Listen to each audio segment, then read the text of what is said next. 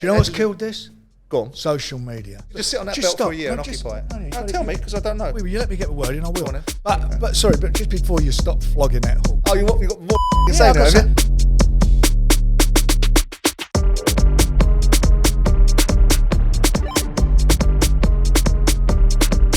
This is Talk Boxing with Simon Jordan and often Spencer Oliver, but not today. This is episode 18. Don't forget to like the videos and subscribe to the channel. But we've got a very special episode today. We've got the one and only, the inimitable, Mr. Frank Warren. Frank, nice to see you. Nice to see you. I'm going to launch into a tirade, which I probably won't come out of unscathed either.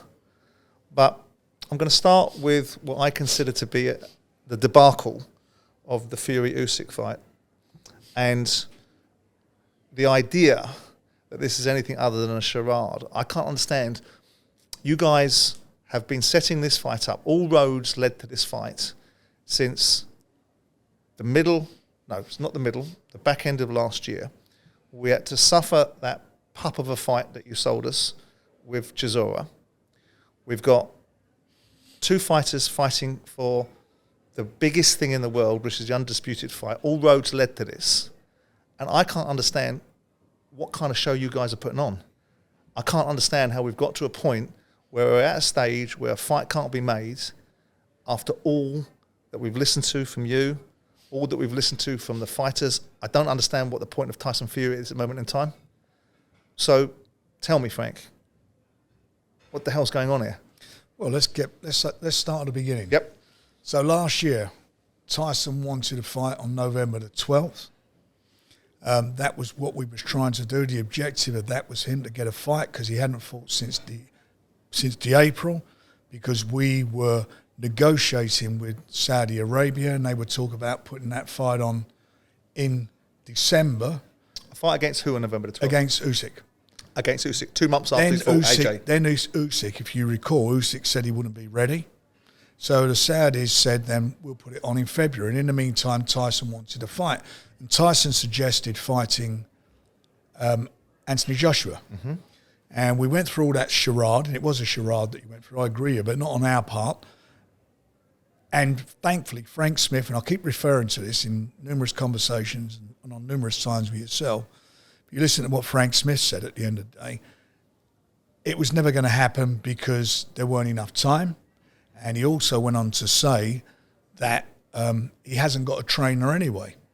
So we spent a lot of time wasted our time.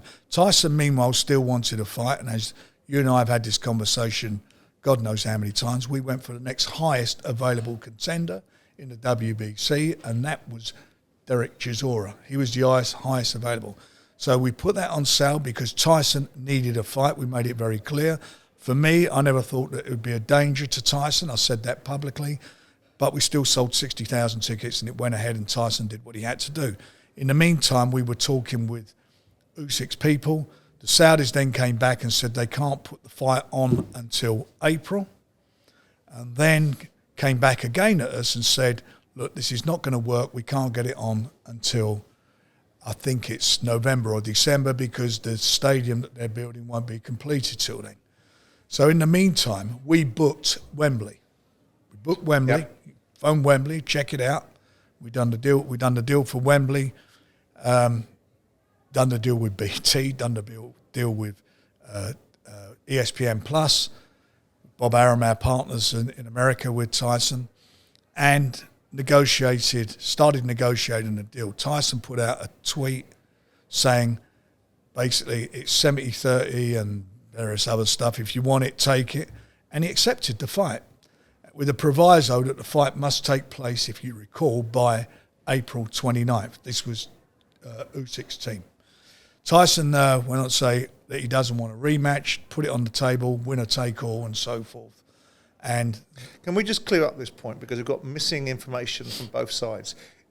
The other side are adamant on the rematch clause that was introduced by you or Tyson Fury, that the rematch was required. Is that right? Because I've heard you say, no. We weren't worried about a rematch. They introduced rematch. No, and then we give it the big one right over the top by saying, No, take the rematch out, one fight. Yeah. Who brought rematch the into the rematch equation? originated from our side. Right, so they're right then. It's no big deal, is it? I mean, what's the big deal? No, but it's only a big deal if Tyson wants to take it off the table in a game of last word itis. We're not having a rematch now. It's not last. I think this silly thing about last word itis is just that is a red herring. At the end of the day, if you're fighting for the 4 belts, what is a rematch about? You take the winner walks away with a prize. He has no commitments to anybody, 0 commitments. You're basically, from Tyson Fury's point of view and Usyk, you're saying, you know what, I either fancy this or I don't. And if I win it, I've got it. I'm the man. If I lose, who stuck the rematch I've rolled the dice. Okay, who stuck the rematch clause in for Deontay Wilder then against Tyson? Who stuck the Deontay Wilder side? There was a rematch clause Deontay Wilder side. Right, so because he came and who's the champion in this instance? Both of them. They're both champions. So they're both going to want a rematch clause, aren't they? They might want it, but what's the point of it? And because they get paid. No. Right, let me take so let's talk about, first of all, what you just brought up, the rematch clause with Deontay Wilder. We didn't want it. It happened.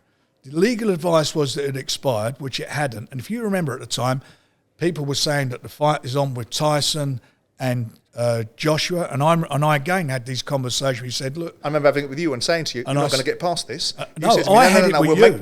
We'll make the Joshua fight. So you're not going to make it, Frank. That's not true. That's not what it was, Frank. You and I had that conversation. Go and listen back to your things. I guarantee you. I'll guarantee it wasn't, and I'll tell you why I guarantee. Because Hearn kept saying it was on, and I kept saying this won't be on until it's signed, because there is a legal problem.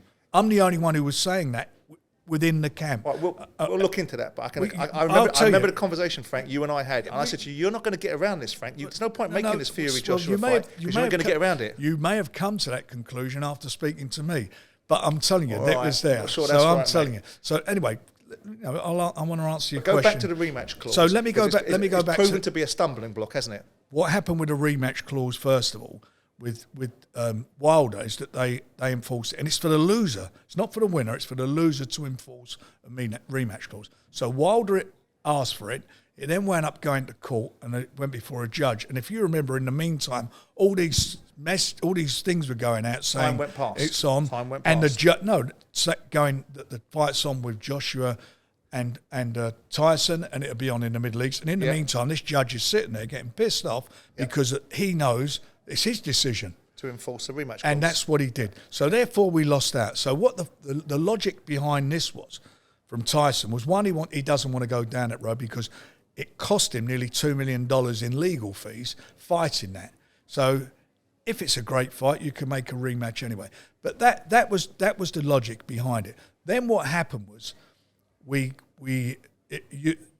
was it sort of basically was falling over, and I asked for, on Mother's Day, was it a couple of Sundays ago, I asked that we all get on the phone and we had a conference call. So that was Usyk's people, our people, and 4 lawyers representing all the parties. They came on there and they brought up their 6 points that were outstanding, which included the rematch and included various other things. But we dealt with all of them. We dealt with everything except for the rematch. But I told him, and I said to Tyson, let's do the rematch. And he agreed to it. To get it over the line, he agreed. And then what had to be agreed was the terms, which we were going to talk about the following day. Then Alex, you got Alex on, you and Jim got him on your show. Because he'd come on to Jim and said, I haven't got time to do this, it's going to take too long. And then you came on, joined the conversation and said, well, what's going to take so long?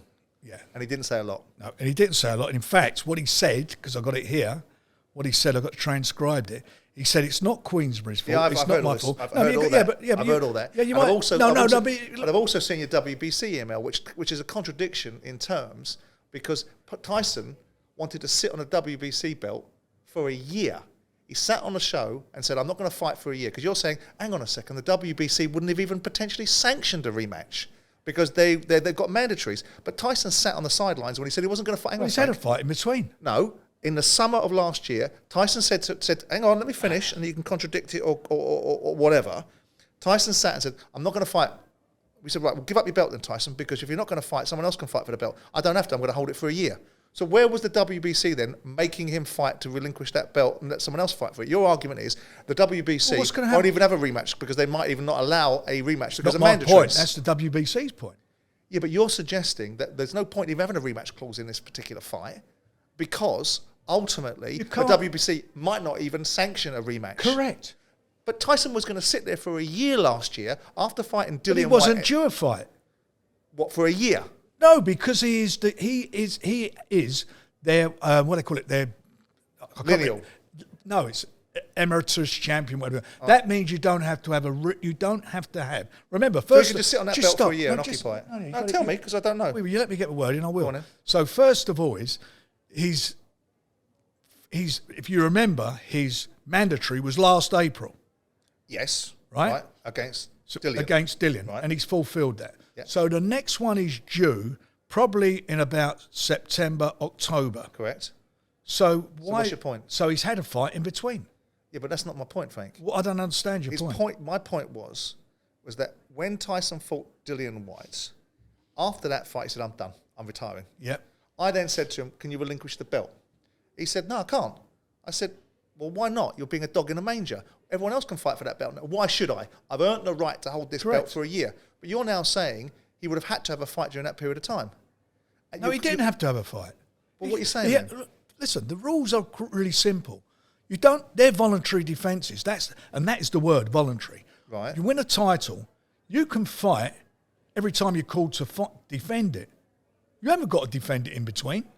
So you can just sit there for a year? You can sit there for a year, or in some cases, you can sit there for 18 months. And there are a lot of fighters who've done that. So when he fights Usyk, if he had fought Usyk, his belt would have been the WBC. Whatever happened, let's say Tyson lost. I don't think he would have done, but let's say he did. Right. Then there's no. Your argument is that the rematch clause becomes null and void because WBC might not have even sanctioned that rematch. Because there's no obligation. Not just the WBC. You got to get the WBA, you got to get the WBO, and the IBF to all sanction it. And in the meantime, for all the belts. Yeah, and in the meantime, you've got the challengers, which they often do for undisputed, don't they? And those, what happens? They normally, not all the organisations agreed. If you can get a unification fight over it, it takes precedent over your mandatories. But the mandatories are now all behind. Usyk's well behind with his mandatories. But they're allowing it. Tyson isn't, but they've all allowed it. Right. So that fight would have taken place. After that fight, what would have happened? You'd have had all the governing bodies saying, "Got to get them on." Mandatories out of the way. Right. So the first one away would have been the WBA, which is our man Daniel Dubois. The next one would have been was Hrgovic. Oh, Hrgovic, okay, for the IBF, right? And then the next one would be Joe, because that's how it's been. That's how the things work. So they would have happened. So what the point I'm making is, the rematch wouldn't have been for the 4 belts anyway, because they'd have gone by the wayside. And who knows? You know, they're saying they want to put the fight on Saudi Arabia in what happens if they didn't? And where this all got down to is what I believe happened at the end of the day. And I'm gonna, because you said earlier on in the day, didn't you? You said earlier on in the year, this fight's 50-50 in Saudi. Correct. Right. And the reasons why it we'd have done our own deals. Right. Yeah. Fine. So 50-50 meant nothing then, really, because you'd have cut your deal with the Saudis and they'd have cut Does their it deals. matter? And the quantum would have been the quantum, What right? does it matter? So the reason I would argue with you, and you've got a far greater knowledge, so you can be able to contradict me. The reason why I would argue with you that this has fallen out is it was always going to fall out, was because the only way this happened was if there was a certain quantum of money on the table. And that quantum of money was only ever going to come from one place, which was Saudi. And if you had that quantum of money, none of this bullshit would have come. It's disrupted the market. Agreed. That's the bottom line of this. Right? That's the bottom line. Because where he is, let's get Usyk's position correct. So he's going to have to fight one of our guys, okay? We all accept he's going to have to deal. He ain't going to get nowhere one of your near. guys? Yeah, one of my guys. So you don't lose here at all? Sorry? So you don't lose here at all in principle of getting another fight out of the bag? That's not what I'm looking at. What I want the fort. We didn't book Wembley for a joke. We didn't book it. We didn't spend fortunes on lawyers. Irrespective of what it cost me, it cost me. But it's throwaway money. What did it cost you? We're not in the business of throwing But that's how money. sometimes you market things, sometimes you speculate, sometimes advertising campaigns work, sometimes they don't. It doesn't necessarily mean that you were nailed on. What you've done is you've kept everybody thinking Fury, Usyk. I Fury, keep Usyk. anybody It keeps thinking. the juice, If I don't it? book the venue, then I haven't got a venue to put it on. So No. it's a casualty of it, sorry, isn't it? it's a casualty of it. So what do I want to be wasting money? The objective was, remember, the other side said, it has to be on the 29th of April, or we want to renegotiate. So Tyson... Why? That's what they said. But why? Ask them. They must have given you a reason. You I'll tell you well, why is that then? Because I don't think they felt Tyson would be ready to fight. Right. And I've got to tell you something. earlier on in it. Did they give you a reason why they must have April the 29th? They didn't. No, they didn't. You didn't ask? No. Just, okay, you pick a date out of your arse and we'll accept it. No, we know what it is. I mean, we're not stupid. I mean, I don't sit there going through fine tooth. Well, I'm asking you because it's a big decision, isn't it? Why do you want to fight on April the 29th? I would have asked that. I'll tell you what, why do you want to fight on April 29th? Because if you don't fight on April 29th, the next date available at Wembley is July.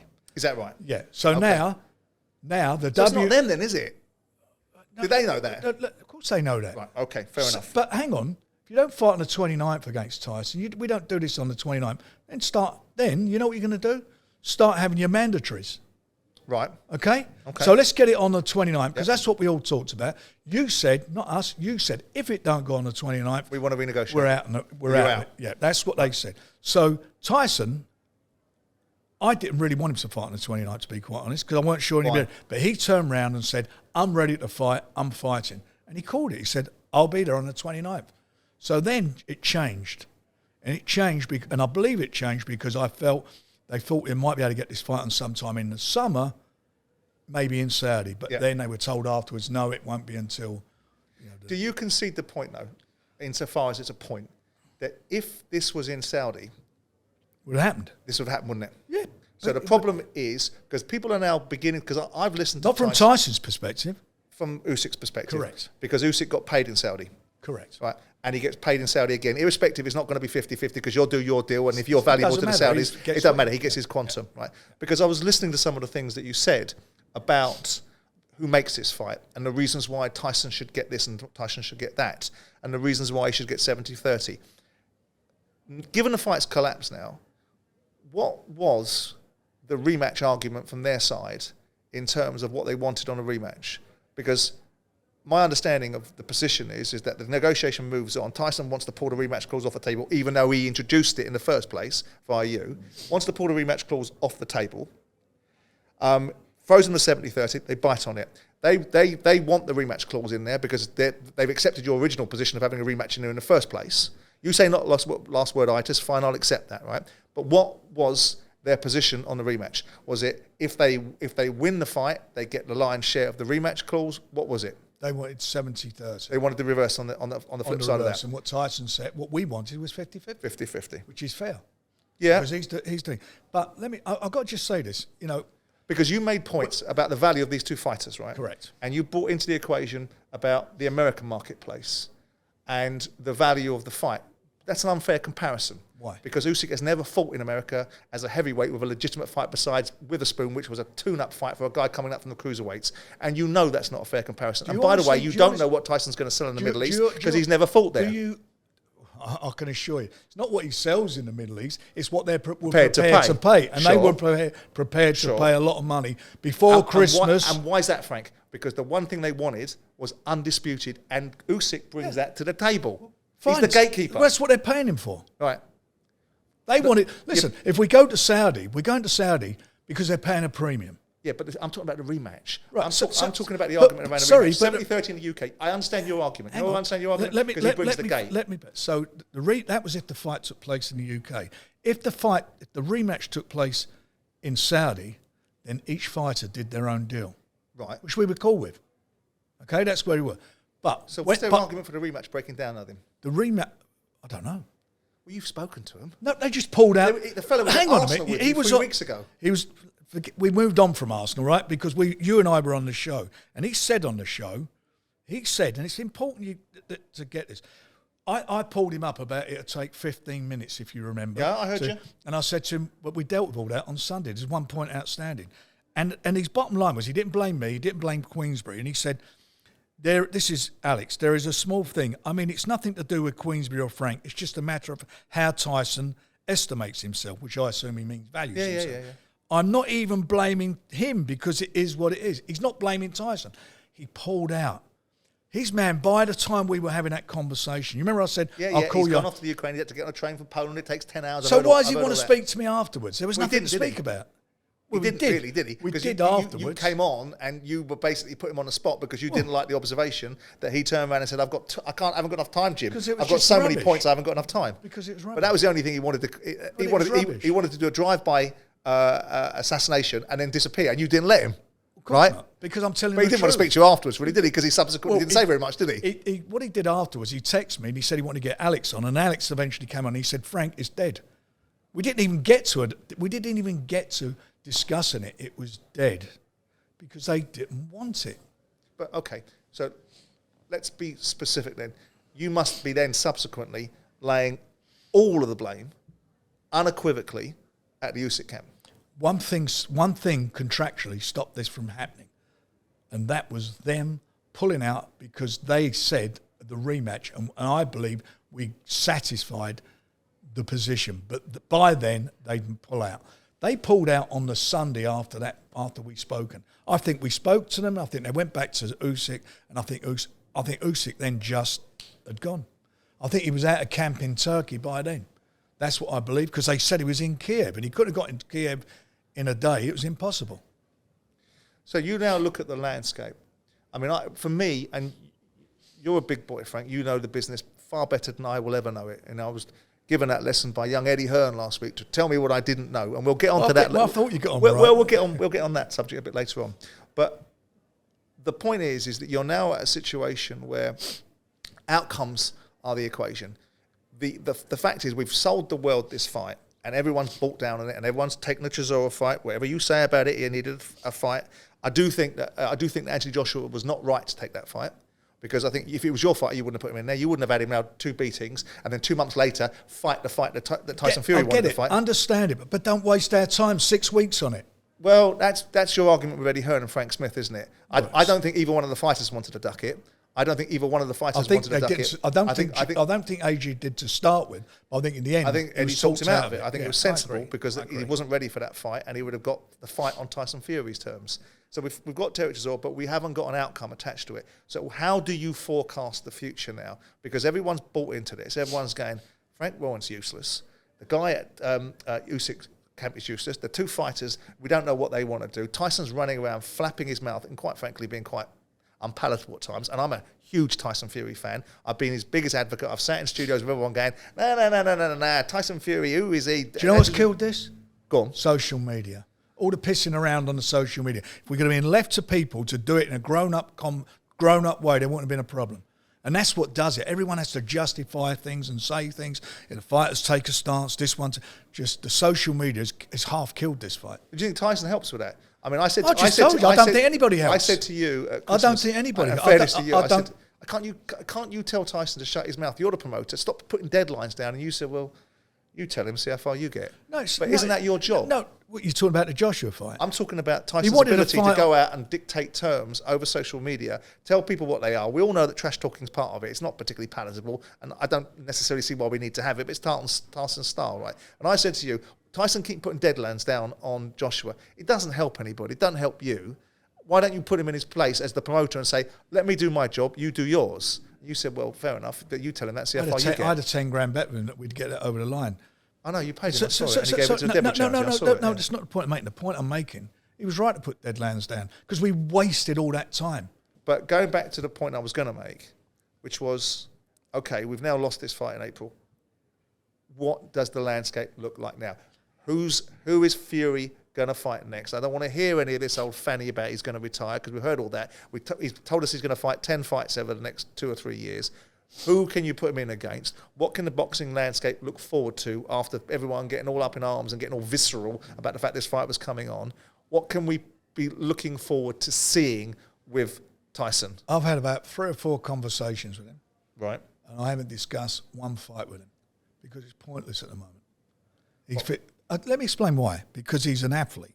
Because he's been in training for the 29th. He's brought his sparring partners over. He's brought nutritionists he's flown in, all these people in. Sugar Hill, who allegedly was training Lawrence Cody, and not necessarily dealing with him. Just saying. He was here for a fight. But, so what was it? He's in for a fight, but he was here to train him.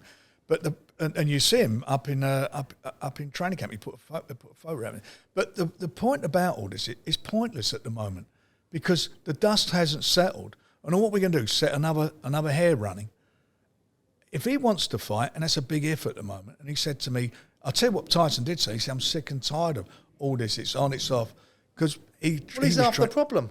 Well, that's your opinion, but the fact of the matter is, that's the fact of the matter. We are where we are. So I'm not even gonna float any fights at the moment with him. I was reading something in the Mail yesterday about we are exchanging contracts next week for Joshua fight. Where's that come from? Eddie, I suspect. But where's it come from? There's been no conversation. Can you see a pathway to that fight now? Sorry? Because can you see a pathway? What Eddie Hearn has said is he fights Franklin, whatever you think of that fight, right? We can talk about that in a second.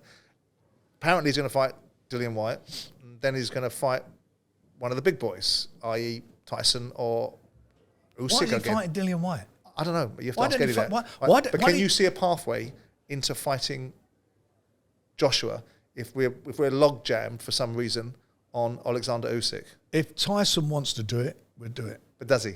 I don't know. Do you think he does?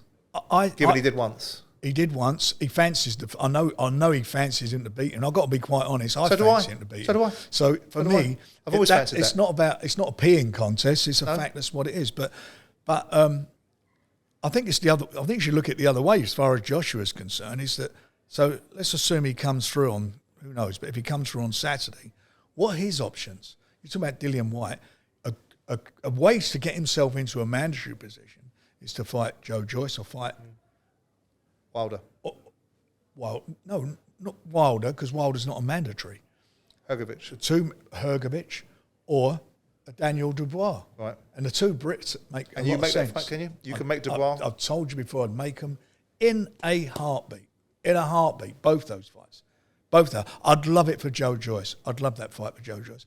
I'd love it for So would I, by the way. And it's the fight the fans would love to see. And I think that, and I really do fancy Joe in the fight. But that's part of the landscape as I see it, because these guys are in a position where they're hungry. They're both of the fellas they're both mandatories. They're both willing to fight anybody. And as far as Daniel's concerned, we sent yesterday a letter to the WBA telling them that he's ready to go. So we are now, or we will.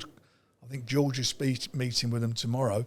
My son George, we are in a position where we are now negotiating that fight. Final question on Fury Usyk. The undisputed very rarely comes around. Yeah. It last time came around, I think it was Lennox, wasn't it? It weren't 4 belts then. It was 3. Yeah. Yeah. Okay. Fine. But in its own guise, right? Do you see? You know, because I asked you, I said, Frank, don't make me look like a tit here, because I'm going to be out there advocating for this Fury-Joshua fight. You think a Fury-Usyk fight, you got it done? Yeah, I've got it done. I've absolutely got it done. Because normally what you leave is a little bit of wiggle room in the conversation. No, and qualify. You were nailed on this, right? Yeah. And so with that in mind, my original perspective, for what my perspective is worth, was I never thought you got this fight done without Saudi.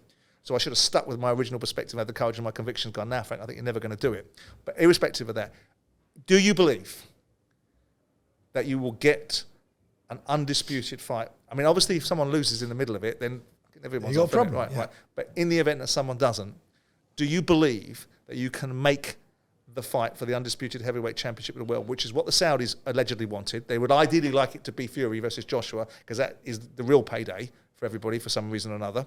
But notwithstanding that is, do you think you're going to get to make that fight? If Usyk remains undefeated, then I think there's there is a chance to get that done, as you say, if it goes on in Saudi. The other option is if Daniel Dubois is now the official mandatory for the WBA. If there was a step aside situation, and do the fight in July. Right. Okay. If they want it. Okay. If they want to do it. Can I stop flogging this horse now? Yeah. But just before you stop flogging that horse. Oh, you got more to say now, haven't you? I don't like the way everyone's trashing Tyson. I mean, this is a guy who's got a road warrior, goes on the road, done all what Usyk's done, but better against better fighters in the heavyweight division. And look what we're talking about. He's worried about fighting people. No. I don't agree with that view, and I've never held that view. But some of the crap that comes out of Tyson's mouth doesn't help him. I've been absolutely categorical and unequivocal from the get-go. I'm the person that sat there 2 or 3 years ago in a studio with Johnny Nelson and Spencer Oliver that were going, no, Joshua beats him. I said, well, say it to him then when he comes on. I said, say it to him, because I don't think he does in the slightest, right? And I've called Anthony Joshua a flat track bully, and I'm sure I'll get told that on Friday when I go to the weigh-in. But your point about trashing Fury. I'm not in that camp, but I would trash him for some of the that's come out of his mouth because it's silly, it's unnecessary, not just because he's had a pop at me, he can do that if he wants to, but because I think it's unnecessary. And this idea of the fact that he dictates the pace on everything is not going to sit well with people. He doesn't dictate the pace of everything because whether we like it or we don't like it, Usyk was the gatekeeper for the undisputed heavyweight championship of the world, and that has value. And whether we like it or we don't like it, the value of whether he can fight in America with Usyk has not been established yet, because you made that point in an IFL interview. Hang on a second, he doesn't sell in America. Well, he's only ever fought there as a cruiserweight. Well, how's he going to sell it? How are you going to sell it? Same way that you marketed Tyson So Fury by getting him to run around a Nacho Libre mask or whatever you did. So how many fights are you going to have in America before they buy him? What you don't price into it is the unique perspective. They didn't buy into him as a cruiserweight in America. They didn't buy much into Tyson initially in America. You're talking about the value of the fight that he had with Deontay Wilder. Deontay Wilder got 275,000 buys against Ortiz. He went and for Fury first fight, it was 325. He ain't that much difference. In Vegas, that fight broke so it should. Heavyweight box office records. Agreed. They bought into it. Agreed. But the first fight, they bought into the first fight Fury had, three fights with Wilder have done the 3 million pay-per-views. And that is a fact. In Over America, 3 million. In America. And why is that? Because he was fighting an American fighter. Of course. So don't take that out of the equation. So when you're diminishing Usyk's value in the fight between you and Tyson, you've got to factor in the accuracy of it all, which is you were fighting an American fighter that had a big reputation, that had also sold 275,000 pay-per-views against Ortiz and only sold 325 against Fury. So he ain't that big a noise, is he? Let's see what Usyk does if he fights Hrgovic. Fair enough. Let's see what the pay-per-view, how much pay-per-view that's going to do in the UK and America. Let's see what Usyk does. What's it going to do in the UK? Let's see what Usyk does if he fights Wilder. Let's compare apples with apples, and then we'll see.